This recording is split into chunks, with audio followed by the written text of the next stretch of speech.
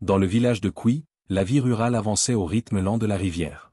Les garçons grandissaient pour devenir agriculteurs, pêcheurs ou charpentiers, tout comme leur père. Les filles, après le lycée, se mariaient jeunes et commençaient des familles, cuisinant et s'occupant de leurs enfants. Les habitants de Quy ne connaissaient pas l'université, c'était comme un rêve dont ils n'avaient jamais entendu parler. Pour eux, l'éducation se terminait au lycée, et cela suffisait. Les parents étaient heureux tant que les enfants savaient lire et écrire, ils ne demandaient pas plus car ils ne connaissaient pas davantage. La vie au village était stable, comme le soleil qui se lève et se couche chaque jour. Cela avait toujours été ainsi, pendant des années, mais quelque chose se préparait, quelque chose qui allait bouleverser la vie paisible de Quy. Un changement était dans l'air, comme une tempête sur le point de se déchaîner. Le village ne le savait pas encore, mais la vie ne serait plus jamais la même. Un jour ensoleillé, le village de Quy débordait d'excitation. De loin, un groupe d'étudiants de la ville venait pour une excursion. Ils arrivaient avec de grands sourires, des vêtements élégants et des chaussures brillantes. Les villageois n'avaient jamais vu quelque chose de semblable. Les étudiants marchaient fièrement, tenant leurs livres d'une main et parlant de la vie en ville. Leurs mots ressemblaient à de la musique aux oreilles des villageois. « Regardez comment ils marchent » murmuraient les villageois. « Regardez comment ils parlent » Les étudiants leur montraient de nombreuses choses étranges et intéressantes. Ils parlaient des grandes machines qu'ils utilisaient en ville, des machines capables de construire des maisons et de faciliter l'agriculture. Ils montraient aux villageois comment ils étudiaient avec l'aide de ces machines. Les yeux de tous étaient grands d'émerveillement. Le chef, debout avec son bâton de marche, n'en croyait pas ses yeux. Il regarda les étudiants et se dit, c'est ainsi que nos enfants devraient être. Tout le village pensait la même chose. Pour la première fois, l'idée d'envoyer leurs propres enfants en ville pour l'université traversa leurs esprits. Les étudiants de la ville restèrent seulement un court moment, mais ils laissèrent derrière eux quelque chose, de l'espoir. Les villageois rêvaient désormais d'un avenir où leurs enfants iraient au-delà du village, au-delà du lycée, et aspireraient à quelque chose de plus grand. Ils voulaient que leurs enfants portent des vêtements élégants, marchent fièrement et deviennent sages, tout comme ces étudiants de la ville. Les villageois se rassemblèrent sous le grand arbre pour parler de ce nouveau rêve. Les hommes se frottaient le menton, les femmes chuchotaient entre elles et les enfants s'asseyaient près, écoutant les yeux grands ouverts. Ils étaient tous d'accord, un enfant devait aller en ville et apprendre les façons du monde. Mais qui seraient ceux? Ils regardèrent autour d'eux, réfléchissant intensément, puis quelqu'un prit la parole. Tina, et les autres acquiescèrent. Car tout le monde savait que Tina n'était pas une fille ordinaire. Sa beauté était comme le soleil brillant après la pluie, éclatante et pure. Elle était aussi intelligente, avec des yeux vifs qui remarquent tout. Elle était gentille, aidant toujours sa mère, riant toujours, faisant sourire les anciens. Oui, Tina, dirent-ils d'une voix de plus en plus forte. Elle sera celle qui rendra Quy fière. Ainsi, les villageois rassemblèrent leurs dons pour le voyage de Tina. Les femmes emballèrent de la nourriture, des ignames séchés, du poivre moulu et un peu d'huile de palme. Les hommes rassemblèrent l'argent qu'ils avaient, chaque sou qu'ils pouvaient épargner, et comme une rivière d'amour, ils la couvrirent de bénédictions. Les vieilles femmes posèrent leurs mains sur sa tête, murmurant des mots de force et de protection, remplissant son cœur de courage. « Va, Tina, dirent-elles. Souviens-toi de nous, rends-nous fiers. » Avec un cœur plein d'espoir et de rêve de tout le village, Tina quitta Quy, serrant fermement son petit sac, l'esprit bourdonnant de pensées sur la ville. Alors qu'elle s'éloignait, les villageois la regardaient en agitant la main et en essuyant des larmes de leurs yeux, l'envoyant avec tous leurs rêves reposant sur ses petites épaules. Quand Tina arriva en ville, c'était comme si elle entrait dans un tout nouveau monde. Les bâtiments se dressaient hauts comme des arbres géants, les voitures filaient comme des oiseaux et les rues étaient pleines de gens, chacun avec son propre chemin et son propre but. Les yeux de Tina étaient grands d'émerveillement et son cœur battait à la fois d'excitation et de peur. L'école était un endroit étrange au début, mais Tina apprit rapidement. Elle étudiait dur, levant toujours la main, écoutant attentivement. Bientôt, ses professeurs remarquèrent son esprit brillant et ses camarades de classe virent son sourire gentil. Elle n'était pas seulement une fille d'un village lointain, elle devint leur amie. Tina rencontra une fille nommée Toshi qui devint sa meilleure amie. Toshi connaissait chaque coin de la ville et montra à Tina le chemin. Elle lui apprit quel chemin prendre, quels aliments manger et même comment éviter les nombreux dangers de la ville. Avec Toshi à ses côtés, Tina se sentait un peu plus à l'aise, mais la vie en ville n'était pas facile. L'argent que le village de Quy envoyait était peu, juste assez pour acheter quelque chose. Certains jours, elle allait se coucher avec un estomac gargouillant, son esprit dérivant vers Quy, où sa famille et le village avaient donné tout ce qu'ils pouvaient pour la soutenir. « Je ne dois pas les décevoir », murmura-t-elle à elle-même chaque nuit, s'accrochant au petit espoir qu'ils avaient placé dans son cœur.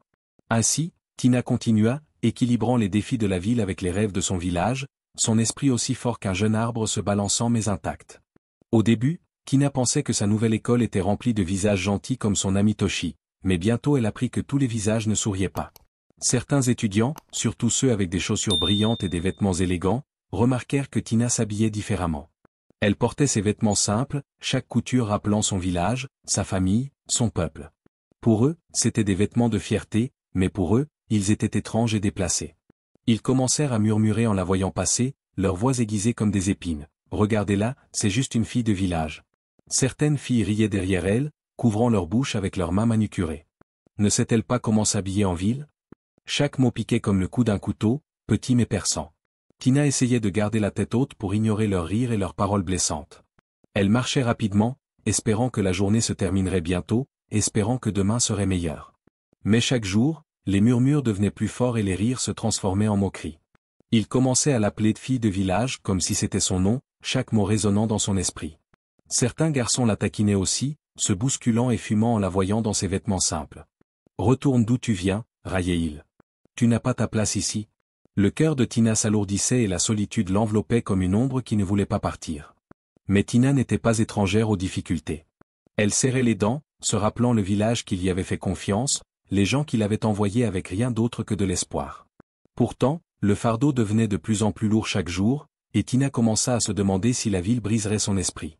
La lumière autrefois brillante dans ses yeux s'éteignait comme si les ombres de la ville l'engloutissaient complètement. Avec le temps, Tina ne pouvait s'empêcher de remarquer quelque chose d'étrange chez son ami Toshi. Bien que la famille de Toshi n'ait pas grand-chose, elle semblait toujours avoir de l'argent, de nouvelles chaussures, des snacks et les dernières robes. Qui comptait chaque sou et luttait pour acheter les plus petites choses. Tina se surprit à se demander un après-midi. Elle regarda Toshi, sa curiosité débordant enfin. Toshi, d'une voix douce, répondit à Tina, « Ne t'inquiète pas, c'est juste un peu de boulot ici et là. » Mais l'esprit de Tina ne pouvait se reposer. Elle observait Toshi disparaître le soir, habillé avec un peu plus de soin, ses yeux brillants et secrets. Chaque fois que la curiosité de Tina grandissait, elle devenait plus aiguë, comme le tranchant d'un couteau. Tina essaya de demander à Toshi à nouveau, mais son ami riait simplement, changeant de sujet et laissant les questions de Tina sans réponse. Pourtant, le mystère de l'âme de Toshi planait dans l'esprit de Tina comme une ombre, la faisant se demander ce que la vie en ville pourrait lui demander ensuite. Les jours se transformèrent en semaines, et de temps en temps, Tina posait à nouveau la question, espérant que son ami révélerait le secret. Mais chaque fois, Toshi riait, haussant les épaules comme si c'était un mystère destiné à rester caché. « Profite simplement, Tina, ne t'inquiète pas pour la façon dont je gagne mon argent. » Mais Tina ne pouvait ignorer la pensée qui la rongeait au fond de son esprit. Il y avait une ombre, un indice de quelque chose d'inconnu, et cela commença à grandir, se répandant comme un nuage sombre. Qu'est-ce que Toshi cachait et comment faisait-elle pour vivre si confortablement tandis que Tina luttait seule? Dans les moments calmes, Tina tentait de donner un sens à tout cela, les questions résonnaient comme un écho, un secret à demi murmuré flottant dans le silence. Elle ne pouvait secouer le sentiment que ce n'était que le début de quelque chose qu'elle ne pouvait pas encore voir, quelque chose de caché au plus profond du cœur de la ville. Le temps passait comme du sable entre ses doigts et la petite réserve d'argent de Tina s'épuisait rapidement. Les exigences de la ville étaient sans fin et chaque jour, la faim de Tina augmentait, un rappel aigu que l'argent que son village envoyait n'était jamais suffisant. Son estomac gargouillait comme un animal agité, la douleur devenant plus forte à mesure que son espoir commençait à s'estomper. Elle s'asseyait seule dans sa petite chambre la nuit, une simple bougie éclairant ses lettres à maman et papa. Elle écrivait avec des mains tremblantes, « Les choses sont dures ici. Je ne veux pas être un fardeau, mais c'est tellement différent en ville. » Elle envoyait les lettres dans l'espoir que ces mots apporteraient un peu plus d'aide, mais Kui était un village pauvre, ils envoyaient ce qu'ils pouvaient, de petits colis avec du poisson séché ou quelques pièces. Les lettres de sa mère étaient remplies d'amour et d'inquiétude, mais Tina savait que sa famille s'épuisait pour la soutenir. Les jours se transformèrent en longues semaines de faim. Elle pouvait à peine se concentrer en classe, son esprit dérivant comme de la fumée, trop faible pour garder ses pensées stables. Son estomac gargouillait pendant les leçons, chaque son aussi fort qu'un coup de tonnerre, mais elle essayait de rester assise, ignorant les rires de ses camarades. Tina savait qu'elle ne pouvait pas laisser le village tomber, mais son esprit se brisait lentement, morceau par morceau. Les nuits devenaient plus froides, la ville plus sombre, elle et le poids de ses difficultés pesaient sur elle comme une pierre invisible, lourde et implacable. Et au milieu de tout cela, le rire de Toshi résonnait dans son esprit, l'ami à l'argent facile, un secret caché et sans souci. Le cœur de Tina était tordu, pris entre la fierté et l'amertume de l'impuissance. Une nuit, alors que Tina était allongée sur son matelas fin, son estomac vide et douloureux atteignit un point de rupture. Elle ne pouvait plus ignorer la faim qui la rongeait, un rappel constant de la difficulté de la vie en ville. Le lendemain matin, avec des yeux fatigués et un cœur lourd de honte, elle trouva Toshi dehors, l'école. « Toshi, s'il te plaît, murmura-t-elle, la voix tremblante. J'ai besoin de savoir, laisse-moi travailler avec toi. Quoi que ce soit, je ne peux pas continuer à vivre ainsi. » Toshi regarda son ami avec un regard sérieux, son sourire s'effaçant en réalisant à quel point Tina était désespérée. Tina commença lentement, « Es-tu sûr que ce n'est pas comme les autres emplois ?» C'était différent, mais les yeux de Tina étaient résolus, son besoin trop grand pour faire marche arrière. « Je m'en fiche, dit-elle fermement, la voix plus stable qu'elle ne se sentait. « Montre-moi, je n'ai pas le choix. » Après une longue pause silencieuse, Toshi acquiesça enfin. Elle mena Tina dans un coin tranquille où les lumières de la ville projetaient de faibles ombres. « Écoute, Tina, ce n'est pas quelque chose dont tu dois parler à quiconque. C'est une façon de gagner de l'argent rapidement, mais ce n'est pas ce à quoi tu t'attendais. » À voix basse, Toshi révéla la vérité. Le cœur de Tina fit un bond, son pouce accélérant alors qu'elle comprenait ce que son ami voulait dire. Ce n'était pas le type de travail qu'elle avait imaginé. C'était quelque chose d'étranger, dangereux, quelque chose que les villageois n'approuveraient jamais. Mais Tina, épuisée par la faim et les difficultés, hocha la tête sans un mot. « Je le ferai, » murmura-t-elle, la voix douce mais déterminée. Pour la première fois depuis des mois, elle sentit une lueur de soulagement, bien qu'elle soit assombrie par une obscurité croissante dans son cœur. Son chemin changeait et elle pouvait le sentir, mais il n'y avait plus de retour en arrière. Cette nuit-là, Toshi apporta à Tina une robe qui scintillait comme les étoiles, une robe qui la faisait presque ressembler à quelqu'un de la ville elle-même. Toshi lui maquilla le visage avec des couleurs que Tina n'avait jamais portées auparavant. Quand elle se regarda dans le miroir, elle ne se reconnaissait presque plus. « Tu es parfaite, » dit Toshi en hochant la tête, son sourire rassurant mais distant. Tina suivit son ami dans un bar où les lumières étaient brillantes et la musique battait comme un cœur. L'air était épais de rire et de bavardage, des étrangers dérivant de table en table. Toshi la guida à travers tout cela, lui montrant comment parler, comment rire, comment charmer. Et Tina, nerveuse mais déterminée, suivait chaque étape, chaque murmure des paroles guidantes de Toshi. Au fil de la nuit, Tina se retrouva assise avec un homme qui lui remit de l'argent, plus que ce qu'elle n'avait jamais tenu de sa vie. Elle s'était amusée avec l'homme plus tôt, le satisfaisant dans la chambre. La pièce glissa dans sa paume comme un cadeau d'un autre monde, le poids remplissant Tina d'un sentiment nouveau et étrange. Elle était venue ici avec la faim dans le cœur, mais maintenant elle ressentait autre chose, quelque chose proche de l'excitation. Quand elle quitta le bar cette nuit-là, ses poches pleines, les lumières de la ville semblaient plus brillantes, ses soucis plus loin. Elle dépensa librement, achetant de la nourriture et des friandises qu'elle n'avait jamais osé rêver de goûter. Pendant un moment, elle oublia tout, son village, ses promesses, l'espoir qu'elle portait. Tout ce qu'elle connaissait était le frisson de sa nouvelle vie, un goût de liberté qui semblait aussi doux que le miel. Tina avait pénétré dans un monde éblouissant et dangereux, un monde qui la faisait se sentir vivante. Elle ne le savait pas alors, mais à chaque pas qu'elle faisait, elle laissait derrière elle le village de Kui et l'or qu'ils avaient envoyé avec tant d'espoir. Un matin tôt, Tina retourna de la somptueuse maison d'un homme riche avec qui elle avait été la nuit précédente. Son corps se sentait lourd, une douleur profonde s'installant dans ses os et sa peau semblait brûler. Elle balaya cela comme une maladie légère, juste l'épuisement des nuits tardives, pensa-t-elle, peut-être un peu de fièvre. Elle se glissa dans son lit, espérant que le repos atténuerait la faiblesse étrange qui s'accrochait à elle comme une ombre. Mais quand Tina se réveilla, la faiblesse était toujours là. Les jours passèrent et elle devenait de plus en plus fatiguée chaque jour, son corps semblant lui échapper. Ses amis remarquèrent aussi et leurs rires se transformèrent en inquiétude. Ils lui apportèrent de la nourriture, des médicaments, tout ce qu'ils pensaient pouvoir aider, mais sa force continuait de diminuer comme de l'eau glissant entre ses doigts. Puis quelque chose d'encore plus étrange commença à se produire, son ventre commença à gonfler. Au début, elle pensa que ce n'était que son imagination, mais il devenait de plus en plus rond chaque jour, se durcissant comme un pont en argile. Ses bras et ses jambes, en revanche, devinrent fins et frêles comme des brindilles. Les autres filles murmuraient, leur visage pâle de peur. « C'est comme Goko », murmura l'une d'elles en secouant la tête. « Mais comment ? Elle mange plus maintenant que jamais », Tina elle-même était effrayée. Elle toucha son ventre gonflé, le pressant doucement comme si elle essayait de comprendre ce changement étrange. Elle sentait ses os percer sa peau, ses joues s'affaissant, ses yeux devenant grands et distants. Pourtant, son ventre continuait de grandir comme s'il contenait quelque chose de bien plus sombre que la faim. Ses amies firent tout ce qu'elles purent. Elles apportèrent des herbes, des spécialités et des médicaments qu'elles avaient entendu dire pouvaient guérir presque n'importe quoi. Elles veillaient sur elle, espérant chaque matin la voir se redresser avec un sourire, que sa force reviendrait. Mais peu importe ce qu'elles essayaient, Tina ne faisait que s'affaiblir. Sa peau perdit son éclat, ses cheveux devinrent gris, et ses yeux autrefois brillants semblaient fatigués, lourds d'une ombre que n'importe quel repos ne pouvait chasser. Les jours se transformèrent en semaines et bientôt, ses amis eurent épuisé tous les remèdes qu'elle connaissait. Les médecins de la ville secouaient la tête, disant qu'ils ne pouvaient rien faire. Lentement, même ses amis commencèrent à s'éloigner, effrayés par ce qu'elle ne comprenait pas. Tina resta seule, sentant sa vie glisser de plus en plus loin, comme une rivière s'écoulant hors de sa portée, désespérée et terrifiée. Elles prirent une décision, nous devons la ramener au village, murmurèrent-elles entre elles, acquiesçant avec détermination. Elles la ramenèrent à Kui, espérant que son peuple comprendrait.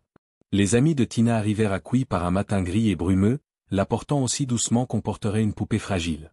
Les villageois, qui attendaient son retour avec impatience, se rassemblèrent autour d'elle, leurs visages remplis d'anticipation. Depuis des mois, ils rêvaient de ce jour, imaginant Tina revenant comme un symbole grandiose de la fierté du village, une jeune femme transformée par la ville, peut-être même portant des vêtements qui brillaient comme les lumières de la ville. Mais ce qu'ils virent les laissa silencieux, leurs espoirs s'effondrant comme des pierres. Tina ne ressemblait guère à elle-même. Son visage autrefois beau était pâle et creux, son corps frêle et mince comme si elle n'avait pas mangé depuis des semaines. Son ventre était gonflé et rond, une parodie tordue de la santé, et ses yeux avaient un regard terne et distant, semblant perdu dans une tempête invisible. La jeune fille autrefois vibrante qui était partie avec les espoirs du village ressemblait maintenant à un fantôme revenu d'un lieu sombre. Les amis de Tina, évitant les regards interrogateurs des villageois, expliquèrent rapidement que Tina était tombée malade, que la vie en ville avait eu raison d'elle et qu'elle ne savait pas quoi faire d'autre que la ramener à la maison. Elles n'offrirent aucun détail supplémentaire, pas même la vie qu'elle lui avait présentée. Chaque mot était lourd et haché, et sans un autre regard, elles partirent, se précipitant de retour dans le monde qu'elles connaissaient, laissant Kui et le destin de Tina derrière elles. Les villageois regardèrent, choqués et tristes, murmurant entre eux, la confusion et la tristesse se mêlant dans leurs voix. Ce n'est pas une faute, murmura quelqu'un, à peine capable de croire ce qu'il voyait. Ses parents s'avancèrent, tremblants, et s'agenouillèrent à côté de sa figure frêle. Des larmes montaient à leurs yeux. Ils avaient envoyé une jeune fille forte avec des rêves aussi vastes que le ciel, et maintenant devant eux se trouvait une ombre de cet enfant, brisée, faible et silencieuse. Ainsi, le village se rassembla autour d'elle en silence, chaque personne luttant contre son incrédulité et sa tristesse. Tina était allongée sur un tapis tissé dans la place du village, entourée de visages familiers, chacun lourd de préoccupations. Son corps frêle tressaillait tandis qu'elle regardait autour d'elle, voyant la chaleur et la tristesse dans les yeux des gens qui l'avaient envoyée en ville avec tant d'espoir. Avec des lèvres tremblantes, elle parla d'une voix à peine audible mais portant le poids de 1000 regrets. La vie en ville était difficile. Elle commença, les yeux fixés sur le sol, l'argent que vous avez envoyé n'a jamais été suffisant. J'ai essayé de m'en sortir, mais la faim est devenue mon ombre constante. Sa voix se brisa alors qu'elle continuait, chaque mot la coupant comme un couteau. J'ai rencontré une amie, Toshi, qui m'a montré un moyen de survivre, mais c'était un chemin que je n'aurais jamais dû emprunter. J'ai oublié mon but, j'ai oublié vous, ceux qui croyaient en moi. J'ai choisi le mauvais chemin. Alors que sa confession remplissait l'air, les villageois écoutaient, leurs visages mêlant tristesse et compréhension. Des larmes coulaient sur ses joues, chacune brillant comme des espoirs tombés. Je vous ai déshonorés tous, murmura-t-elle. J'ai apporté la honte à ma famille, à notre village. L'ancêtre s'avança, son visage sévère mais ses yeux doux avec la sagesse des années. L'aîné parmi eux, l'ancêtre, posa une main douce sur la tête de Tina, sa voix profonde et stable alors qu'il parlait. Ce que tu souffres maintenant n'est pas seulement une maladie, Tina. Ce n'est pas un simple mal. Tu es enceinte, conçue hors mariage. C'est la malédiction de la tradition de notre village, une punition pour avoir brisé le lien sacré. Les villageois murmuraient doucement, hochant la tête en comprenant que le ventre gonflé de Tina, son corps affaibli faisait partie des conséquences anciennes connues de chaque fille et garçon élevé à Kui. La tradition était claire, si une jeune femme tombait enceinte hors mariage, comme Tina l'était maintenant après avoir couché avec des hommes en ville, son corps souffrirait, son esprit s'affaiblirait, en rappel de l'honneur et des valeurs du village. Mais l'ancêtre poursuivit, sa voix stable et calme, il y a un remède, Tina. Le village a déjà vu de tels chagrins auparavant et nous connaissons les méthodes de guérison. Le chemin vers la santé ne sera pas facile, mais si tu es prête, tu peux redevenir entière. Tina leva les yeux vers les anciens, ses yeux brillants d'espoir et de honte. Elle acquiesça, reconnaissante pour la chance de se racheter. Avec compréhension dans leurs yeux, les villageois se rassemblèrent autour d'elle, leur cœur adouci par la compassion, prêts à l'aider à retrouver son chemin. L'herboriste du village se rassembla autour de Tina, murmurant des prières alors qu'ils préparaient des herbes et des potions. Leurs mains bougeaient doucement avec le soin qu'on donnerait à une fleur délicate. Chaque jour, ils appliquaient des racines et des feuilles trempées dans des huiles spéciales, massant son ventre gonflé, murmurant des mots de guérison pour guider son esprit vers la force. Tina restait immobile, leur faisant confiance, sentant la chaleur revenir dans ses os comme le soleil après une longue tempête. Lentement, la force de Tina revenait, son corps frêle reprenant forme, ses yeux retrouvant la lumière qu'ils avaient autrefois. Elle commença à prendre soin d'elle-même, mangeant les repas nourrissants que sa mère préparait et écoutant les conseils des femmes âgées sur la façon de prendre soin de la vie qui grandissait en elle. Elles lui enseignèrent comment cajoler son ventre avec amour et respect, comment parler doucement à son enfant à naître, comment faire la paix avec le chemin qui l'avait ramené à la maison. Les mois passèrent et le jour tant attendu arriva. Sous une nuit éclairée par la lune, Tina donna naissance à un petit garçon, ses cris remplissant l'air comme une chanson de nouveau commencement. Les villageois se rassemblèrent, offrant des bénédictions et des prières pour l'avenir de l'enfant. Tina le tenait près d'elle, son petit visage rappelant tout ce qu'elle avait enduré et la promesse de tout ce qu'il deviendrait. Elle le nomma Emeka. Il n'était pas seulement son fils, mais aussi sa rédemption. Avec le changement des saisons, Tina devint déterminée à terminer ce qu'elle avait commencé. Avec son fils dans les bras, elle jura de retourner à l'école, cette fois avec un esprit renouvelé et un cœur plein de but. Ses journées étaient longues, équilibrant études et maternité, mais elle ne fléchit pas. Elle travailla sans relâche, chaque petite victoire étant un pas vers la vie que son village avait rêvé pour elle. Les années passèrent et le dur travail porta ses fruits. Elle devint une femme respectée, connue non seulement pour son intelligence, mais aussi pour sa force et sa résilience. Quand elle retourna enfin à Kui, ce n'était pas comme une âme perdue, mais comme une femme qui avait surmonté ses épreuves.